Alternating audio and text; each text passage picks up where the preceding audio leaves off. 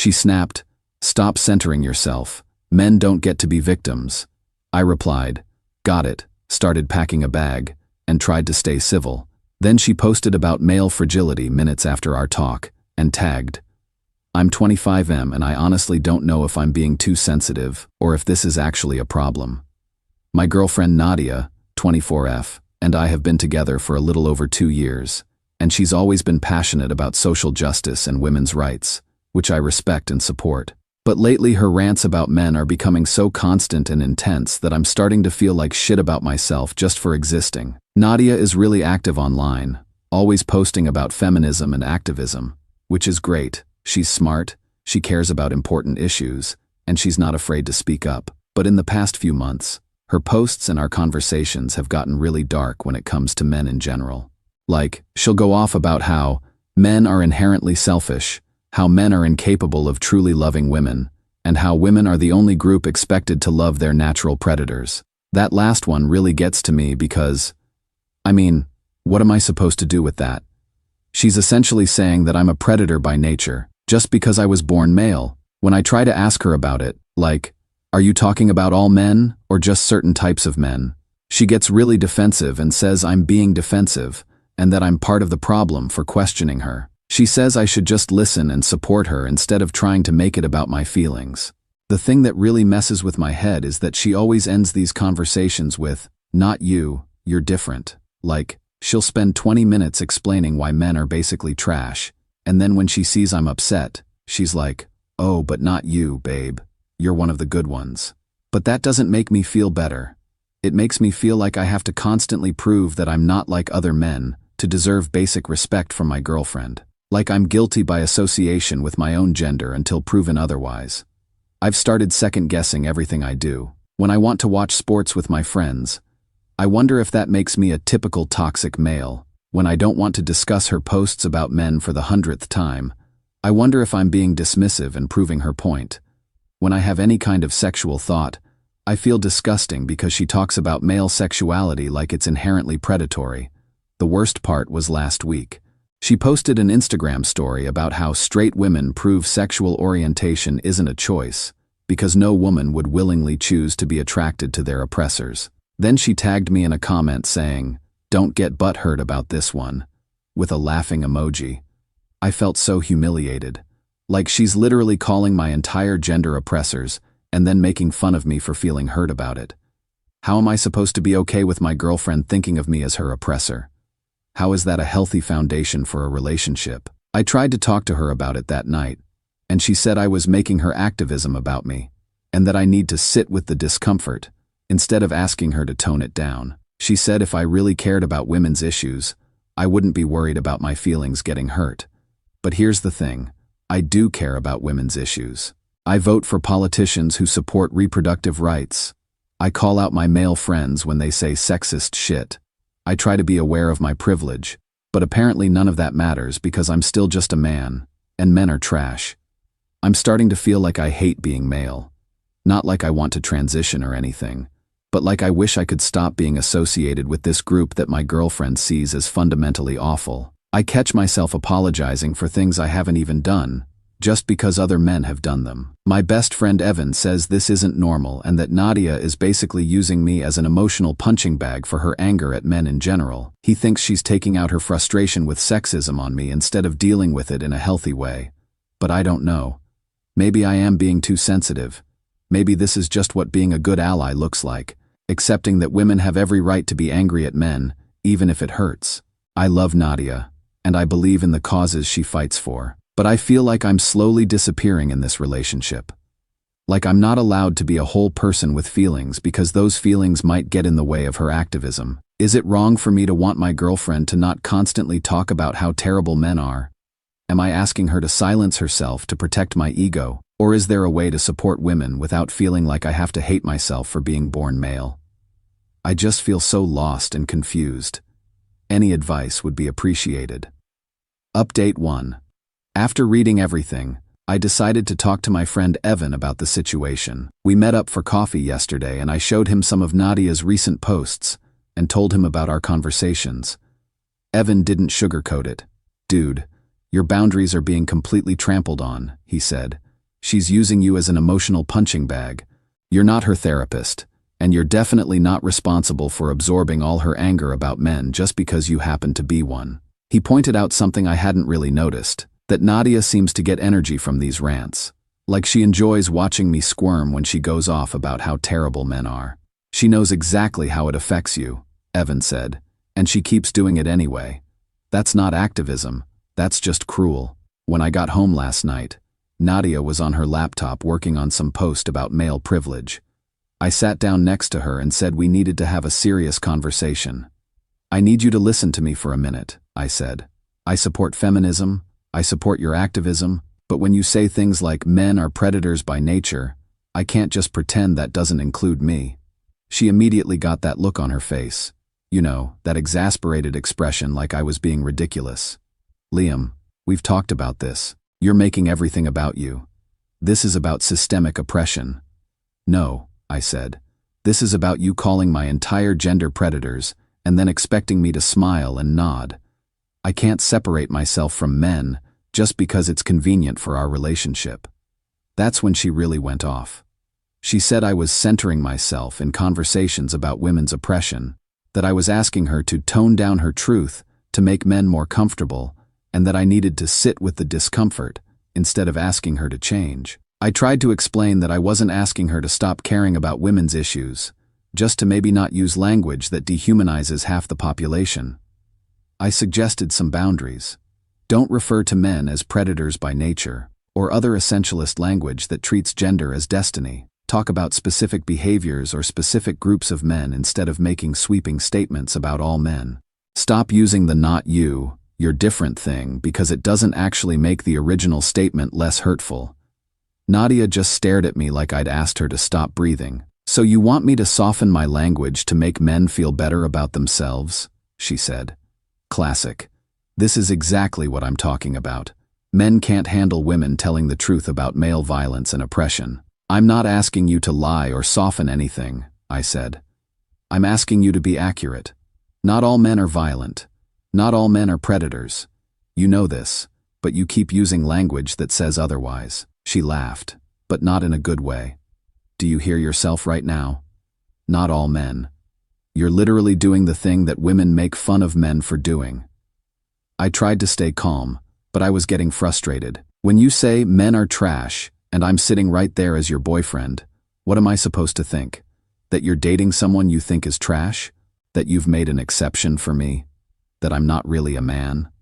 You're being deliberately obtuse, she said. You know I don't think you're trash. But you think men in general are trash, and I'm a man. You can't have it both ways, Nadia. She stood up and started pacing around the room. This is exactly why women can't have honest conversations about patriarchy. Men immediately make it personal instead of listening to what we're actually saying. What you're actually saying is that I'm part of a group that you fundamentally don't trust or respect, I said. How is that not personal? The conversation went in circles for another hour. She kept insisting that I was missing the point, that I was being fragile and defensive, that I was prioritizing my comfort over women's safety. I kept trying to explain that supporting women doesn't require demonizing men, and that there's a difference between calling out harmful behaviors and making essentialist claims about gender. Finally, she just said, I can't deal with this right now, and went to bed. But not before she posted a tweet that said, men who pretend to be feminists just want to control how women express their anger. Tale as old as time. I know it was about our conversation because she tagged a bunch of her friends, including Tessa, and they all started liking and retweeting it within minutes. I felt like shit. Here I was trying to have an honest conversation about our relationship, and she immediately turned it into content for her social media, like my feelings were just material for her to use in her ongoing narrative about how terrible men are. I didn't sleep well last night. I keep thinking about what Evan said, that Nadia seems to enjoy making me feel bad about being male. And I'm starting to wonder if he's right. I love her, but I'm tired of feeling like I have to apologize for existing. I'm tired of being treated like a walking representative of everything wrong with my gender. And I'm really tired of having my relationship problems turned into feminist talking points on Twitter. I don't know what to do next, but I know something has to change. Update 2. After my last update, Nadia basically stopped talking to me about anything substantial. She'd give me one-word answers, spend most of her time on her phone, and whenever I tried to bring up our conversation from last week, she'd say she was too drained to deal with male fragility right now. But she kept posting. Every day there were new tweets and Instagram stories about toxic men, fragile masculinity, male violence, you name it. And I started noticing that some of her posts seemed really specific, like they were about our relationship. Like, she posted a thread about men who cry when women point out male privilege, and partners who try to tone police women's anger. The timing was too convenient to be coincidental. Yesterday I was using her laptop because mine was updating, and she had left her messages app open. I wasn't trying to snoop, but I saw a group chat called Detox from Men, with her and her friend Tessa and a few other women I didn't recognize. I know I shouldn't have looked, but I couldn't help myself. And what I found made my stomach drop. Nadia had been telling this group chat everything about our conversations, but completely reframed. According to her version, I had emotionally manipulated her by using my feelings to silence her activism. She said I was gaslighting her by asking her to change her language, and that I was a perfect example of how even the so-called good men reveal their true colors when challenged. But the worst part was that Tessa had written, "You should just let him leave on his own. If he can't handle your truth, then him walking away proves you were right about men all along." And Nadia had responded, "Exactly. I almost want him to break up with me at this point because it would be such perfect proof of male fragility. Like, imagine not being able to handle your girlfriend pointing out systemic oppression." I just sat there staring at the screen. My girlfriend was actively hoping I would break up with her so she could use it as evidence for her theories about men. She wasn't trying to work things out or understand my perspective. She was waiting for me to give up so she could claim victory. There were more messages like this, going back weeks. Screenshots of my texts to her, taken out of context and shared with commentary about male manipulation tactics. Stories about our arguments that made me sound like some kind of emotional abuser. It was like she was studying our relationship for material to use against men in general. When Nadia got home, I confronted her about it. "I saw the group chat," I said. "You've been sharing our private conversations and hoping I'll break up with you so you can prove some point about men." Instead of being embarrassed or apologetic, she immediately got defensive. "You went through my private messages? This is exactly what I'm talking about. Men always violate boundaries when they don't get their way. Nadia, you've been using our relationship as content for your social media and group chats. You're rooting for us to fail so you can be right about something." "I'm sharing my experiences with friends," she said. "Women support each other by talking about the patterns we see in our relationships. That's not using you as content, that's processing trauma." "What trauma? What have I done to traumatize you?" "The trauma of being with someone who claims to support feminism but tries to control how I express my anger at patriarchy." I couldn't believe what I was hearing. "I asked you to stop calling men predators by nature. That's not controlling your anger, that's asking for basic respect. And there it is," she said, like she'd caught me in something. "You think you deserve respect while women are being oppressed by men every single day. You're more concerned with your feelings than with women's safety." I suggested we try couples therapy, thinking maybe a neutral third party could help us communicate better. Nadia looked at me like I'd suggested we join a cult. "You want to pay some therapist to convince me to hate men less? You want to pathologize my anger at the patriarchy?" She shook her head. "The problem isn't that I hate men too much, Liam. The problem is men. So there's nothing I can do? No way for us to find common ground? You could start by accepting that women have every right to be angry at men, and that your discomfort with that anger is not my responsibility to manage. And what about my right to not be constantly insulted and demonized by my own girlfriend? You don't get to be the victim here," she said. "Men are not the victims of feminism." That night I started packing some of my things. Not dramatically, just quietly putting my stuff in boxes while trying to figure out what to do.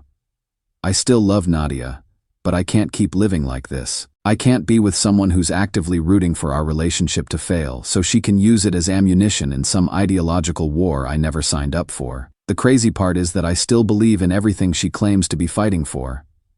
I still think women face discrimination and violence and systemic oppression. But I also think you can fight against those things without treating individual men like they're inherently evil. Maybe I'm wrong.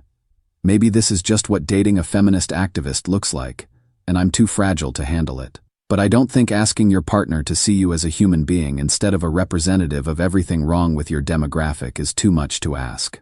I'm going to stay at my sister's place for a few days to think things through. Nadia doesn't know yet. She's at some feminist book club tonight, probably telling them more stories about her toxic boyfriend. I just feel so exhausted. Like I've been fighting a war I didn't even know I was in. Final update. This will probably be my last update on this situation, and I wanted to share how everything played out because honestly, it ended in ways I never could have predicted. After my last post, I decided to move out completely.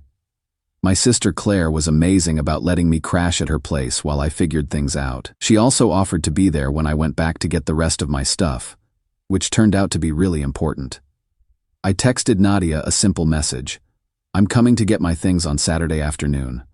I think we both know this isn't working. Before I could even pack a single box, she was already posting about it.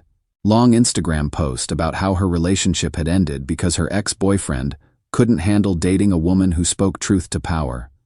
She wrote about male fragility and how men abandon women the moment they're asked to confront their privilege.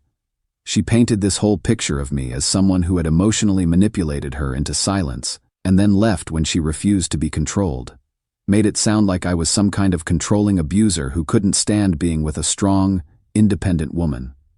But here's where karma started to kick in. A bunch of our mutual friends, including several women, started asking questions in the comments. People who had known us as a couple for 2 years and had never seen any evidence of me being controlling or manipulative. Anna, who's known both of us since college, commented, "Wait, Liam was abusive? That doesn't sound like the Liam I know. He always seemed really supportive of your activism." Another friend, Maya, wrote, "I'm confused. Last month you were posting about what a great feminist ally he was. What changed?" Nadia started getting defensive in the comments, saying that abuse isn't always obvious, and that these friends just didn't see the subtle manipulation that happened behind closed doors.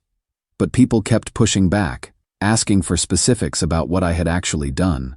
The problem was, Nadia didn't have specifics.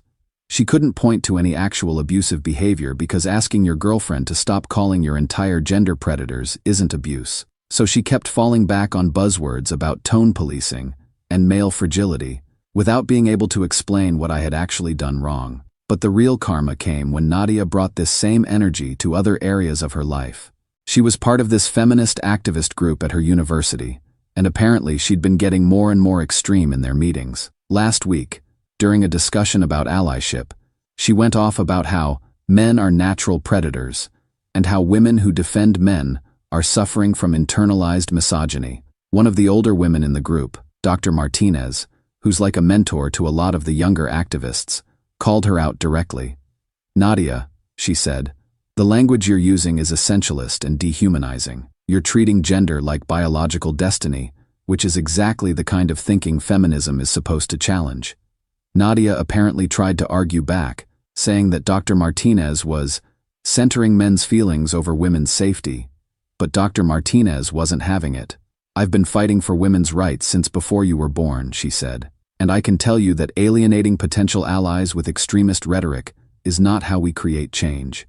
You're turning feminism into a hate movement." According to Claire, who heard about this through her friend who was at the meeting, Nadia was asked to step back from her leadership role in the group unless she could commit to using more constructive language. She was told that her approach was driving away both male allies and women who didn't want to be associated with that level of hostility. Nadia apparently stormed out of the meeting. Then, a few days ago, she started texting me. Not angry texts, but weird apologetic ones.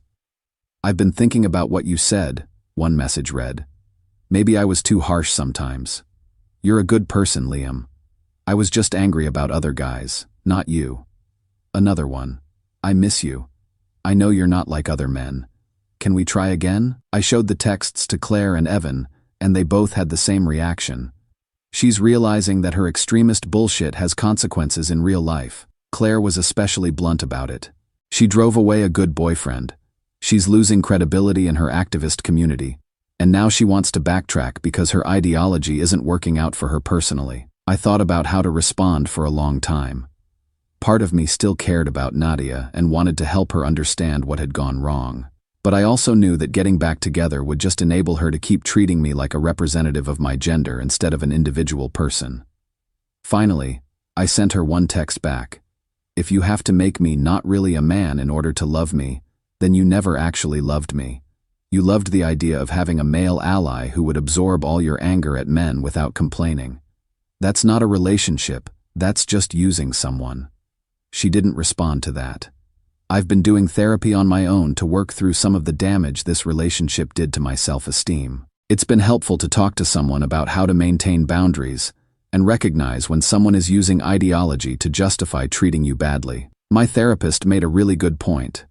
Supporting women's rights doesn't require you to accept being dehumanized. In fact, healthy relationships, romantic or otherwise, are built on seeing each other as complete human beings, not as representatives of demographic groups. I still believe in feminism. I still think women face real discrimination and violence. But I've learned that there's a difference between supporting equality and accepting abuse disguised as activism.